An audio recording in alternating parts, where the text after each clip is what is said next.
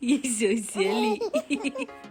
6-month-old Charlotte Sutter settles into her life in Mount Horeb, Silly girl. getting lots of love from big brother Liam, mom Stephanie, and dad Marcus. Everyone has a great birth story, but this one is a first, at least for the Madison area. It was very crazy, a very crazy time.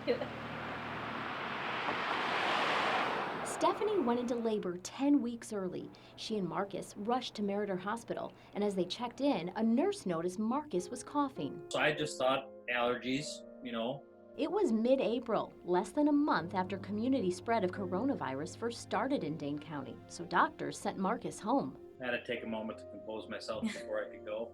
Stephanie had to give birth to their baby without him. I missed the birth of my daughter. They got into me at 5:20 and she was born at 5:40. Because Marcus had a cough, Stephanie was tested for COVID-19. Charlotte, born too early, was put into an isolette to head to the NICU. Stephanie got to see her face for a moment. Then Charlotte was wheeled away. She called me at 6 o'clock on Sunday morning, and she's like, so I have the baby and I'm positive.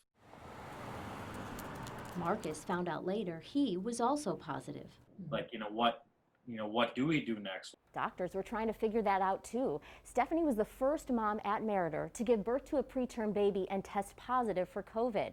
Meriter went by CDC guidelines, which at the time said that mom and dad couldn't go into the NICU without testing negative for COVID twice. So it was really heartbreaking for all of us that cared for mothers and babies because our goal is to really support that bond. It was sad. I was sad. Yeah, it was just because it was like, what could I have done better? Could I have done something different? And to help Stephanie and Marcus through this all, nurses set up special video chats with Charlotte. Oh, it's all right. Oh. When we're on the Zoom meeting, it's like, that's our child.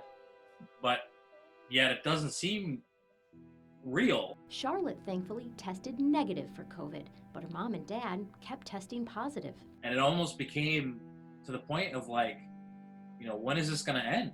Stephanie never had symptoms, and that prompted Meriter doctors to reevaluate their policy. Instead of requiring 2 negative tests, they now check for symptoms. Really, Stephanie and Marcus's case was the onus for that change.